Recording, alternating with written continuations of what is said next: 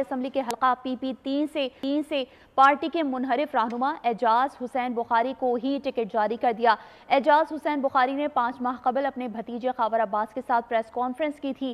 9 مئی کے واقعات کی شدید مذمت کرتے ہوئے PTI سے علیحدگی کا اعلان بھی کیا تھا۔ مزید تفصیلات جانتے ہیں حافظ خلیل احمد سے۔ جی خلیل، بتائیے۔ بالکل، PTI قیادت نے امیدواروں کو میرٹ پر ٹکٹ دینے کی دھجیاں اڑاتے ہوئے اٹک کے صوبائی اسمبلی کے حلقہ PP3 سے پارٹی سے منحرف رہنما اعجاز حسین بخاری کو ہی ٹکٹ جاری کر دیا ہے۔